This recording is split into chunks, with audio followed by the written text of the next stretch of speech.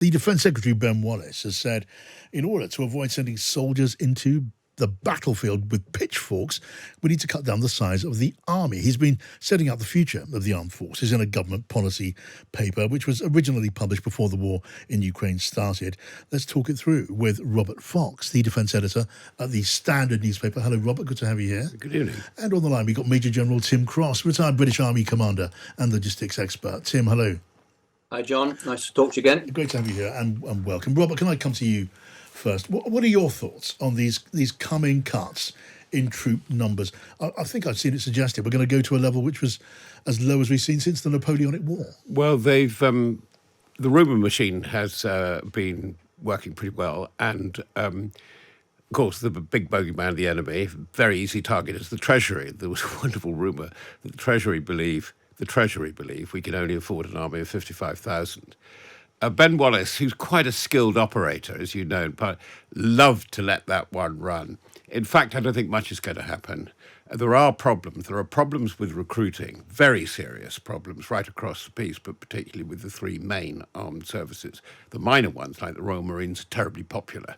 But recruiting, retention, as always, and reserves, which is going to become a big issue, because it's very interesting. This was a sort of Sarah Bernhardt farewell performance by Ben Wallace this afternoon in the House of Commons, really rather gracious, saying he was leaving, but there were various things going on. And he produced what on the surface seems to be rather a dull white paper on defence. It is one of these things where, unusually for such a document, there is much more to it than meets the eye, because it takes us into a new era.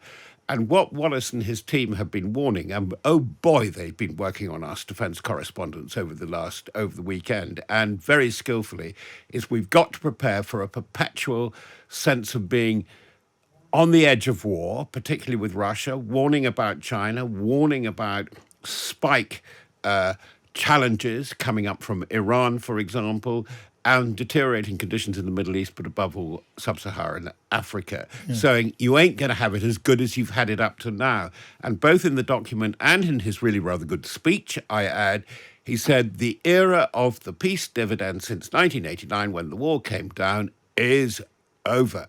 There are a lot of people in government, politicians and civil servants, who really don't like that at all. Okay, I want to come to the capability of the army and the military into the future. But on that question, are we going to see significant cuts in manpower in the military? Is that going to happen, or was that shadow boxing? I think we've got to 72,000. It will be very difficult to raise the numbers. Ben Wallace was talking to very freely to the correspondents yesterday, but they're not going to cut any more. Certainly they're not going to cut any more. And what do you make of that then, Tim, Major General Tim Cross? Is your feeling relief?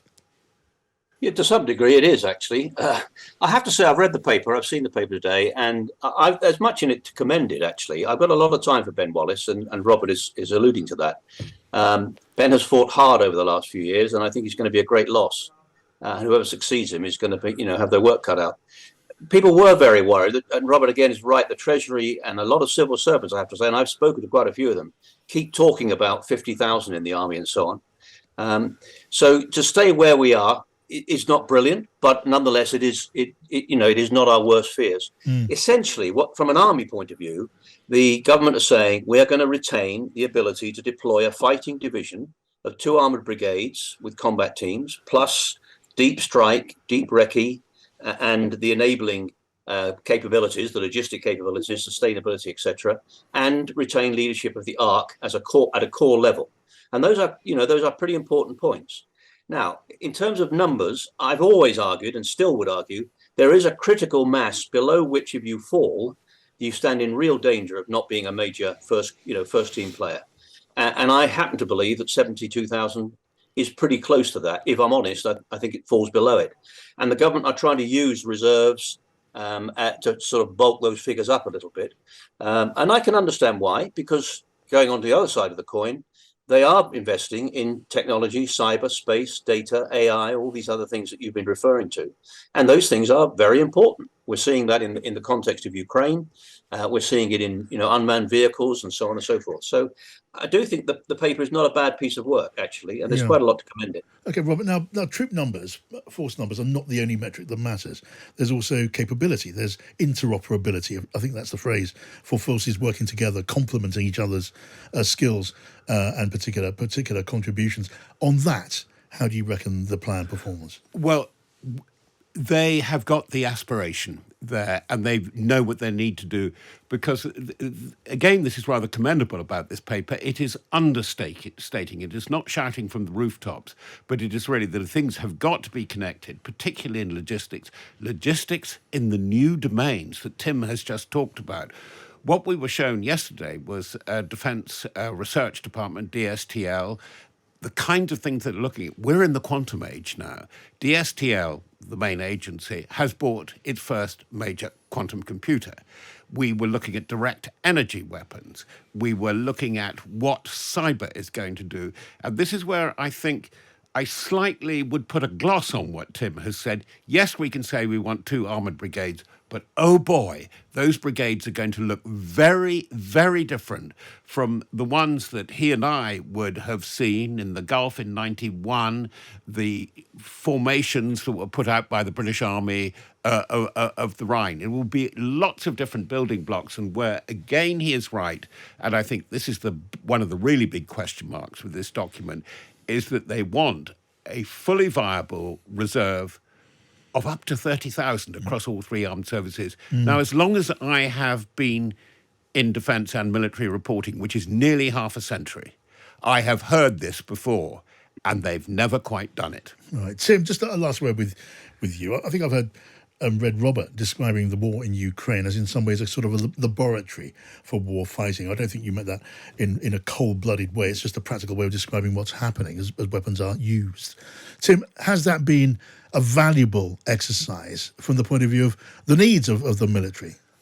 Yeah, undoubtedly it has, and it has meant that people have looked back to papers and the equivalent of the command paper that were written 3-4 years ago, and recognise that some of these things need to change, and that it applies in spades to things like data, but it also applies to artillery, to the ability to take out top attack for against main battle tanks and so on, and the balance between mass and technology that we've been talking about. Ukraine has been an extraordinary. Oh, well, again, I've got to be careful with the language here, but experiment in terms of where we stand in today's world. And there's no doubt that we have learned a lot of lessons from it. So again, in terms of our people, how we prepare our people, how we train our people, there's a good section in this paper about our people.